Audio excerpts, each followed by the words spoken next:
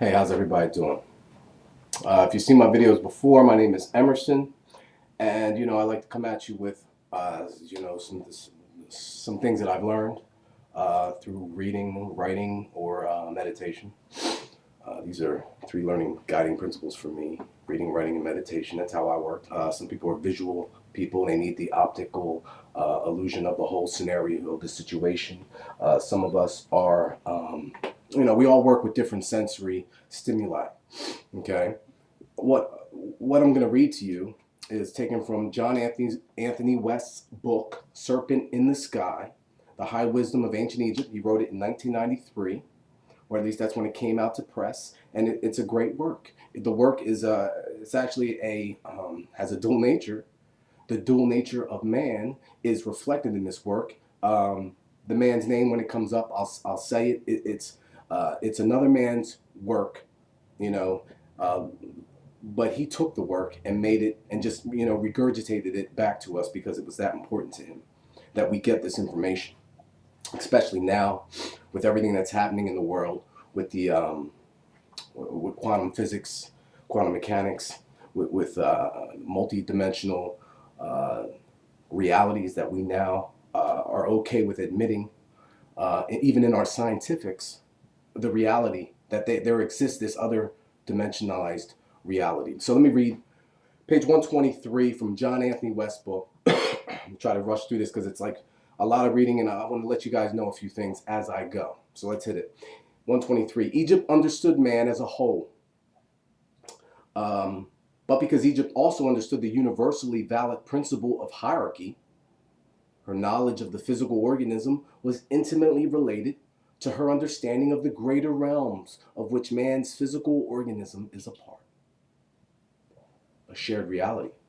Man is the sum of the principles that pervade and organize the universe.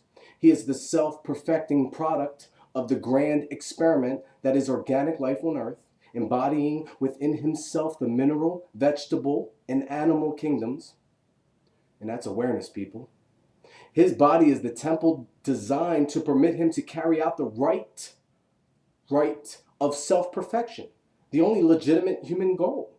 All other goals lead to apathy or disaster, as is obvious from any daily newspaper or any, as we have today, CNN, MSNBC. We get our realities from somebody or somewhere else. We don't get them from ourselves. No, that's an ancient tradition that's been lost upon man. Man is a model of the universe, John says, and he's dead on. If he understands himself perfectly, he also understands the universe: astronomy, astrology, geography, geodesy, measure, rhythm, proportion, mathematics, magic, medicine, anatomy, and art. All are linked in a grand dynamic scheme. No aspect can be isolated from another and treated as a separate specialty or field without distortion or destruction to the rest of the reality. In Egypt, the very language employed in the medical papyri, which is where much of this information on medicine came from, the nomenclature employed to distinguish the parts of the body reflects this fabulous capacity for synthesizing, for automatically suggesting the intimate links between microcosm and macrocosm. The parts of the body were in a general way consecrated to one of the neters or divine principles, meaning that the function symbolized by the neter is corporified or resonated in that part of the body.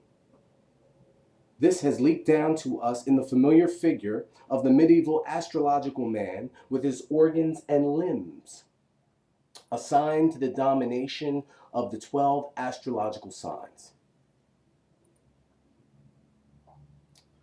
In the same way, the nomes, or territories of Egypt, were also consecrated to the nethers. So the regions of our body, as well as the very land that they lived on, were broken down into these divine principles.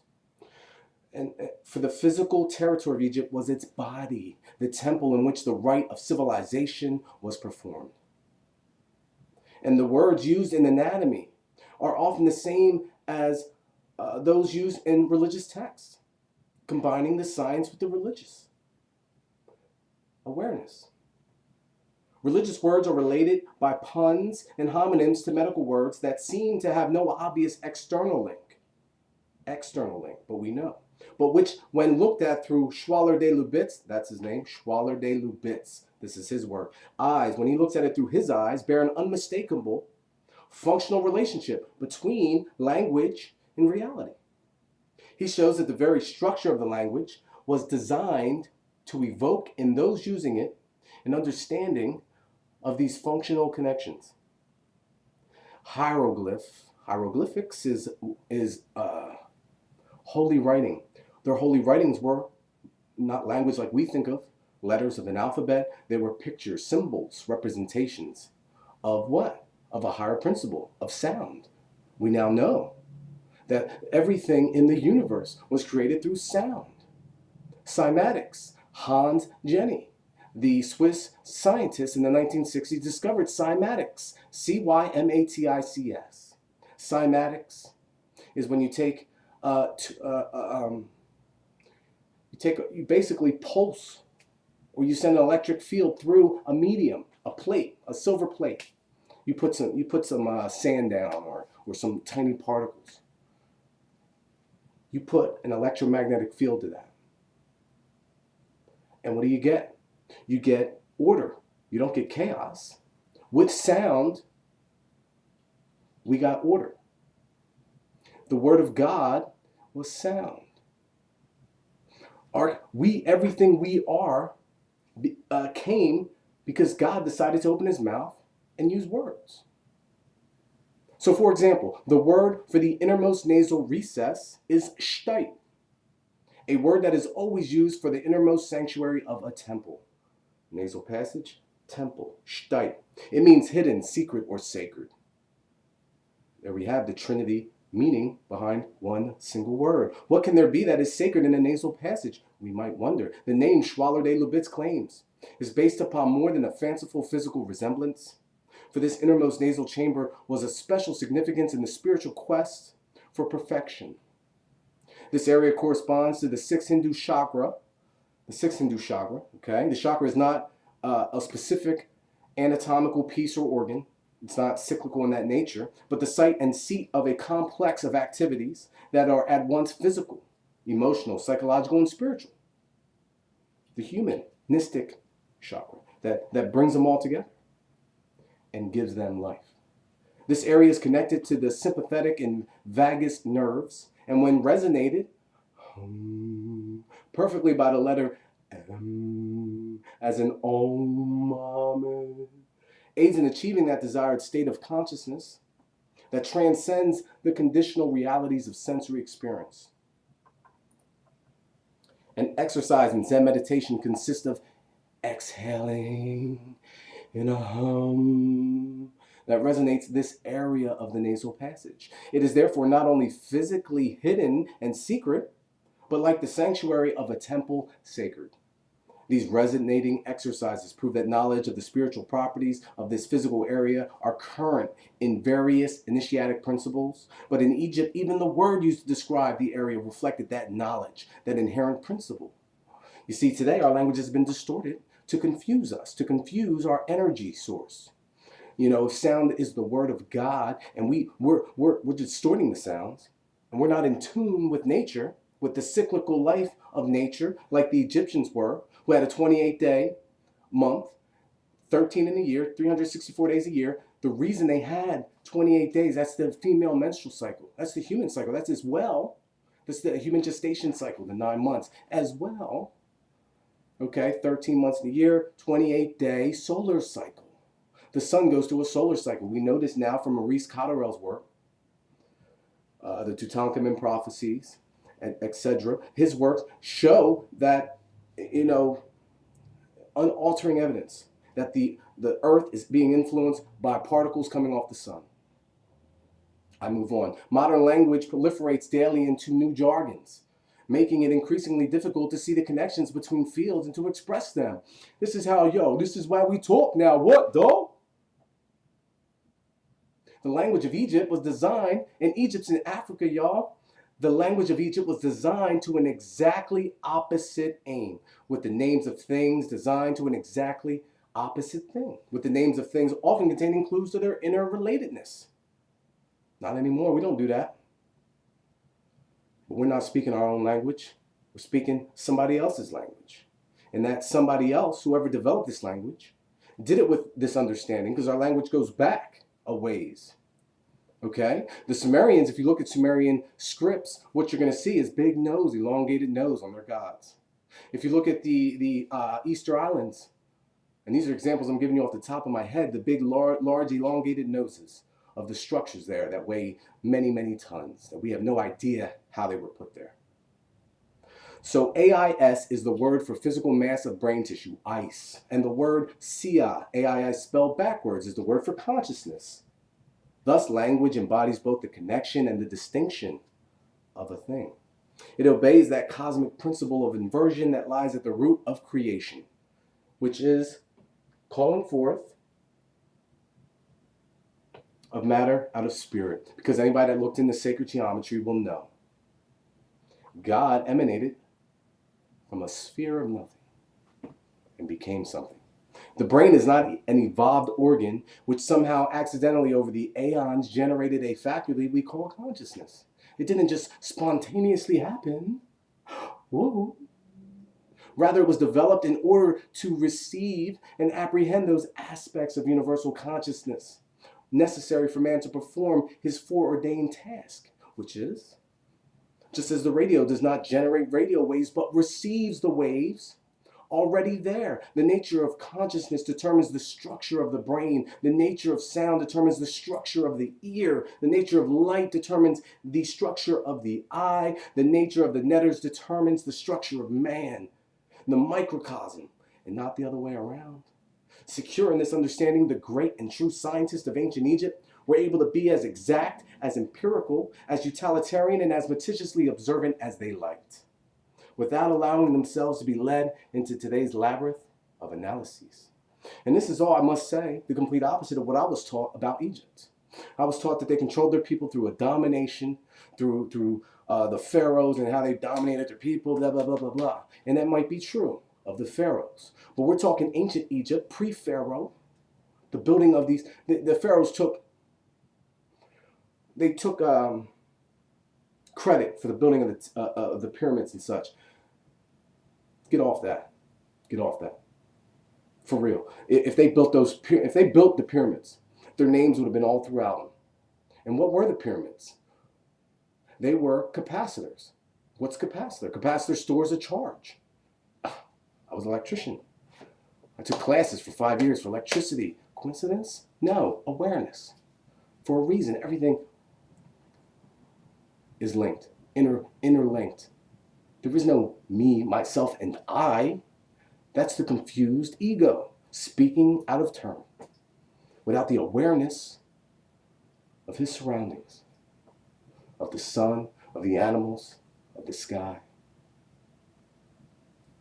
of everything beautiful in this here universe. I continue, 125, there cannot be the slightest doubt of the quality of Egyptian observational faculties.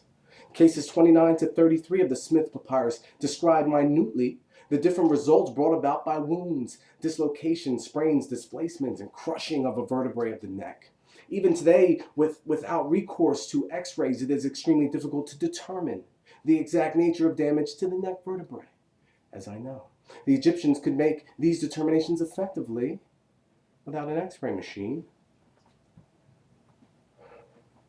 Schwaller-de-Lubit's study of Egyptian medicine proves that by the highest orthodox modern standards, it is highly advanced, yet it is clear that modern methods of investigation can get at but one aspect of Egyptian medicine, just one aspect, its scientific side.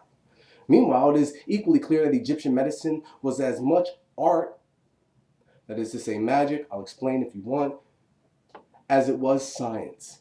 How's art and magic related? It's deep. Even today, people instinctively talk of the healing art, and it's arts now. There's many healing arts, isn't there? It's not just energy, many ways, they say. The secrets of this art that are not lost forever are inaccessible to the uncomprehending analytical mind. A mind that doesn't know when to shut the fuck up the analytical, scientific mind, the mind of logic that we are taught, the Greek logic. It's the mind of the misinformed, because that's what we are. We're misinformed. We're misinformed about the nature of Egypt. We're misinformed about the nature of the Maya. We're misinformed about many of these ancient cultures.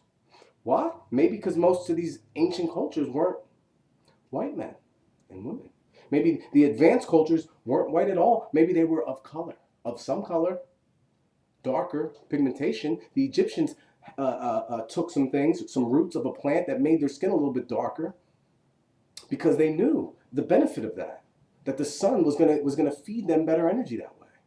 Very intelligent. Not like us. We're far from it. Even today, people instinctively talk of the healing art. As I said, and the secrets of this art are not lost forever. They are accessible, but not to the analytical mind. But if the testimony of ancient sources has any real value, that testimony invariably refers to the Egyptians as the healthiest race of the ancient world. Well, I would go out on a limb and say they're healthier than we are today with our modern mystic medicine, who just feeds the symptoms. We don't feed preventative medicine.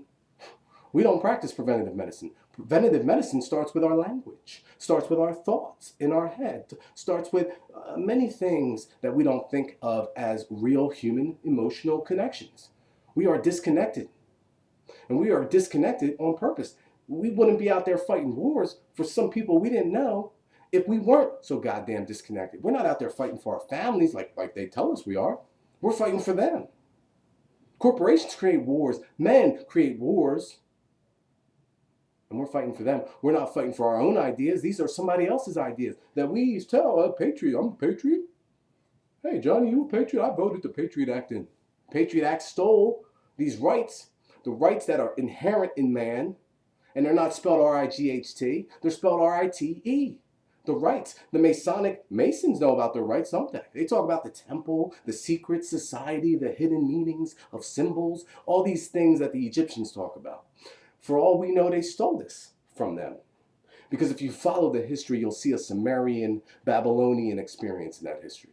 And that history is now what is manipulating us, the human form.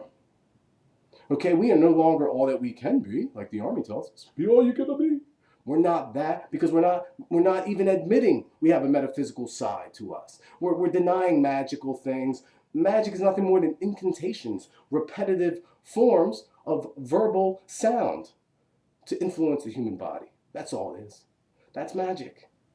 That's magic. You can send a vibe to somebody. You're vibing off somebody.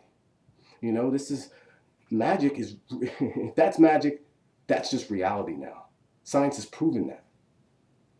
The dual elements of particles is the dual nature of the human spirit, the male, the female, the positive, and the negative. Schwaller de Labitte's study validates this ancient testimony. A generally high level of health is consistent with a civilization based upon metaphysical realities in which medicine understood man as a whole, ideally in tune with the cosmos. When out of tune, the body was seen as unhealthy or diseased. But because it was intimately connected to the rhythms, harmonies, and pulsations of both terrestrial and extraterrestrial spheres, it was susceptible of being brought back into tune by the deliberate summoning up of the specific harmonic phenomenon pertinent to the case.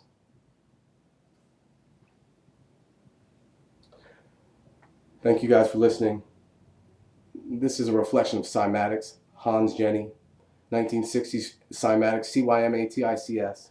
The study of sound and sound waves and how they relate to particles, how they relate to a certain medium. When you add sound to particles, you get form. We are expressions of God. God is the sound. We are the form. We and everything we see form three-dimensional reality. We now know that particles are multi-dimensional realities. And particles just one small building block of us. Multi-dimensional metaphysical beings who will express it through love and share it through love. So I wish everybody love and awareness today. I hope you all find it before it's too late. I love you all. You'll find it, man. We got no choice. Be the peace. Be the peace. Love you.